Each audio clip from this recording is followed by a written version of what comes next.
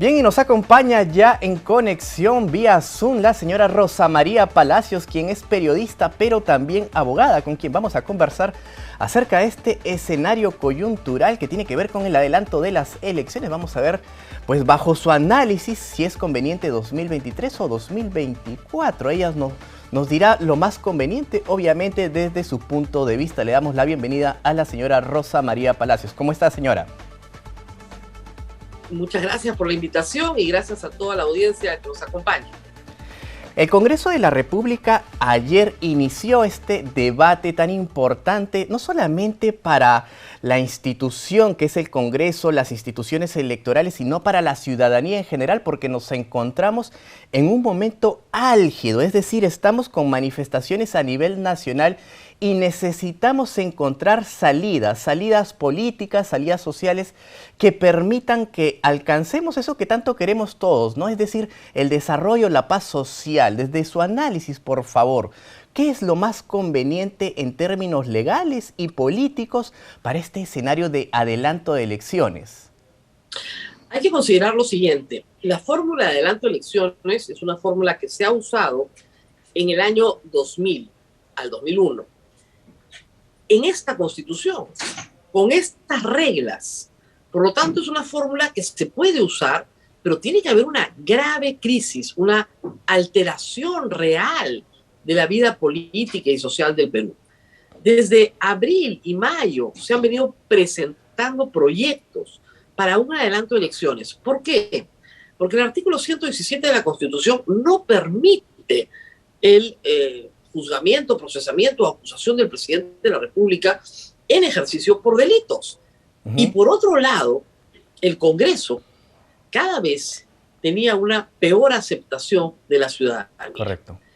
Si había una salida, tenía que ser una salida homogénea para ambos poderes. Es decir, ambos poderes se retiran de la escena política y se eligen nuevamente. Volvemos a empezar. Tal como se hizo, repito, en el 2000-2001. Lamentablemente, estos proyectos no fueron considerados por la Comisión de Constitución. Recién en esta legislatura se consideraron y en la primera reunión sus autoras, por un lado Susé Paredes y por otro lado Digna Calle, fueron menospreciadas por la Comisión y nunca se emitió un dictamen. Si se hubiera hecho a tiempo, podríamos estar hablando con tranquilidad de unas elecciones en el 2023. El problema es que estamos en diciembre del 2022. Ayer las autoridades electorales, el presidente del jurado, el jefe de la OMPE, la jefa de la RENIEC, les explicaron con toda paciencia a los congresistas cuáles son las etapas de un proceso electoral. Un proceso electoral básico dura 270 días, pero sí, con primarias probablemente necesite unos 60 a 90 días más. Claro. Además, el padrón se cierra un año antes de las elecciones, apenas estas son convocadas.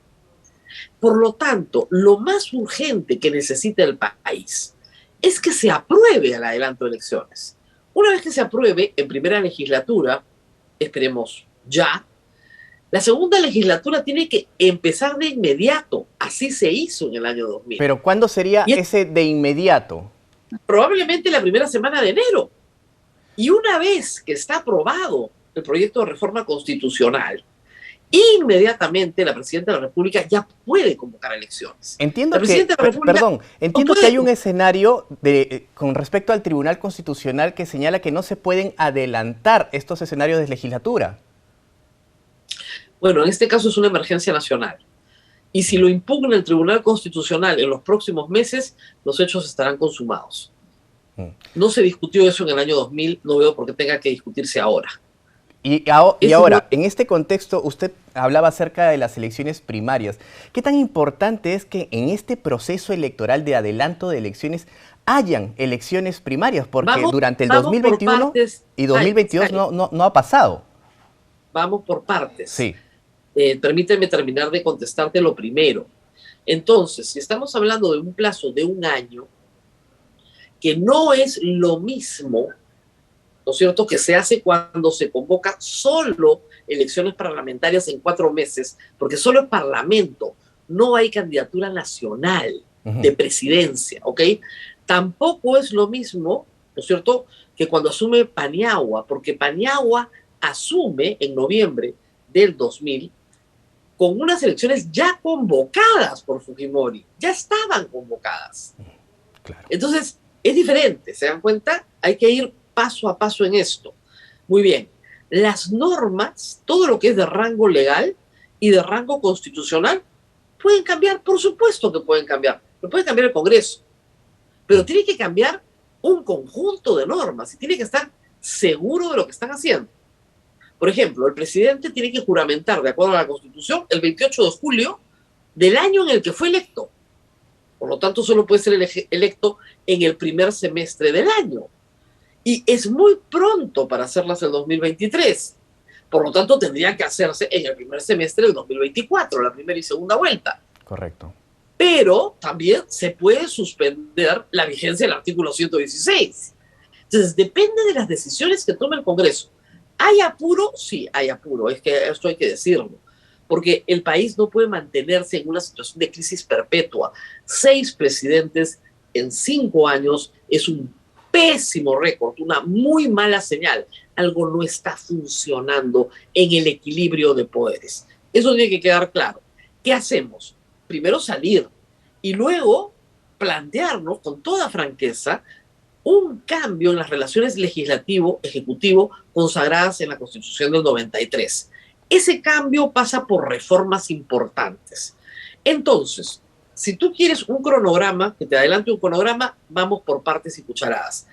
El cronograma ideal es el que ha presentado el Ejecutivo. Ese es el ideal, porque en efecto te da tiempo para hacer todas las primarias que hay que hacer, son muy importantes, es parte de una de las reformas importantes en el sistema político para tener la eliminación del voto preferencial, que es la madre del cordero de la pésima representación que tenemos hoy.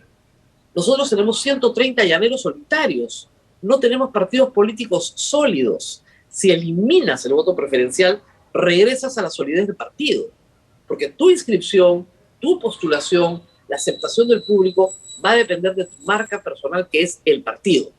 ¿Okay? Entonces, las elecciones primarias suspendidas 2 años, la primera vez con razón por la pandemia, la segunda vez absolutamente sin razón. Sin duda. Sin razón. Tienen que celebrarse de una vez porque es parte del paquete de reformas políticas que venimos discutiendo desde el 2018. Ahora, entonces, lo ideal, Jairo, es eso. Pero contra eso conspira la urgencia. Correcto. Entonces, si tú modificas plazos en la ley, si tú modificas el artículo 116, entonces las elecciones podrían celebrarse simbólicamente, creo yo, en diciembre de 2023 o en noviembre de 2023. Ya, pero... La primera vuelta. Ya, está bien, pero sin duda, o sea, entiendo la explicación, pero mi pregunta va a este escenario. Es decir, ponemos el plazo máximo diciembre del 2023. Se dice que en el 24 sería ideal. Un analista político, señor Requena, señala que aún colocando el escenario del 24, las reformas no podrían alcanzarse porque, claro, salimos al contexto de las elecciones, pero muchos dicen hay que hacer las reformas. Usted habla del voto preferencial, hay que incluir las primarias. ¿Alcanzaría tiempo para otras reformas? No, la reforma de las primarias ya está hecha. Sí, pero no ha sido efectiva. Varias reformas están hechas. Correcto. La primera es la de inscripción de partidos políticos, ya no con 700.000, 800.000 firmas, sino con militantes. Se necesitan 25.000 militantes. Primera reforma hecha. Y está en marcha. Las primarias ya se hizo una reforma y está en marcha. Paridad y alternancia se ha hecho y está en marcha. Y eso es una de las razones por las cuales se dificulta aún más la elección, porque hay que verificar que ese requisito se cumpla. Entonces, hay reformas que están, pero si incorporas un Senado, tienes otro proceso electoral, porque ya no solo diputados, sino senadores. Si incorporas en este debate las relaciones ejecutivo-legislativo en otros términos, esas sí pueden aplicarse para el gobierno que entra. No tienen que aplicarse para el proceso electoral. Pero si incorporas un Senado e incorporas la reelección parlamentaria, tienen que incorporarse para este proceso. Ese es el problema. Y en eso sí estamos contra el tiempo. El señor Requena tiene toda la razón. Pero si se discutieran, fíjate tú, entre una legislatura extendida todo enero y se ratificaran en marzo, tú perfectamente puedes hacer para, no sé si para diciembre, pero probablemente un poquito más adelantado el calendario para el siguiente marzo, las elecciones, adelantar un par de meses. No te da para mucho más. Ahora bien, hay otras reformas que no son de carácter electoral, pero que sí son determinantes en la vida política del Perú. Entonces, la vacancia por incapacidad moral permanente no puede ser utilizada como un mecanismo de revocatoria del mandato.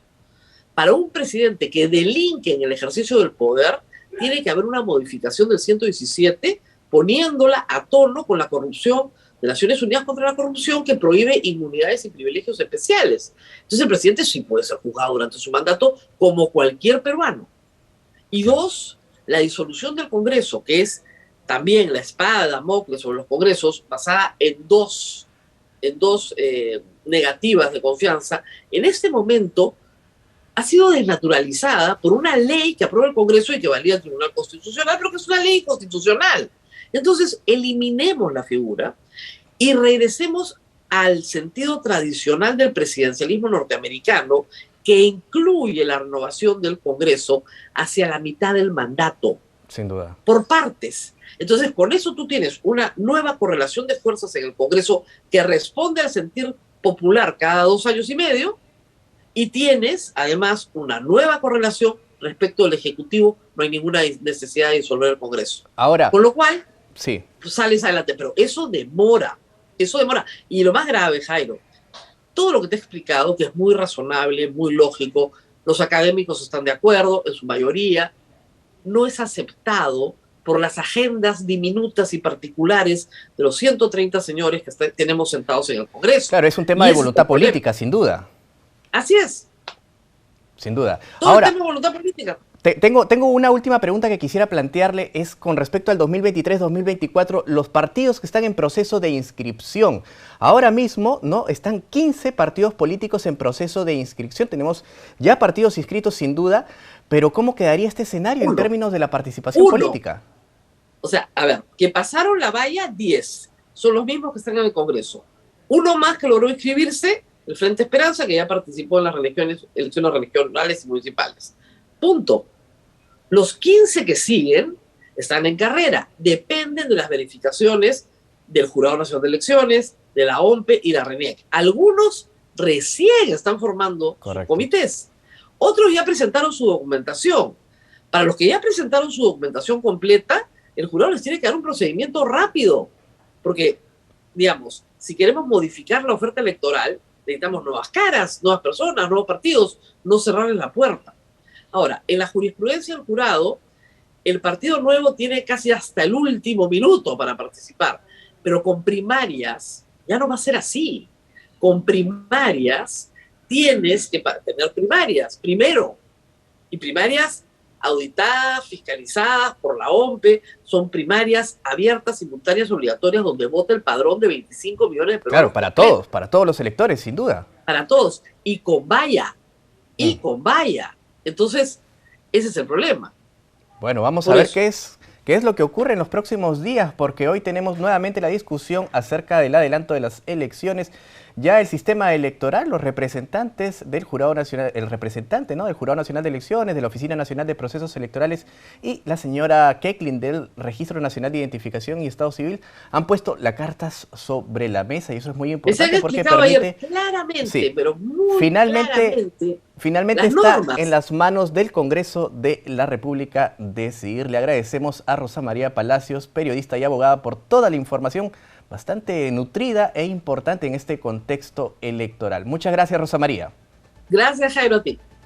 Bien, es momento de hacer una breve pausa, pero ya volvemos con mucha más información.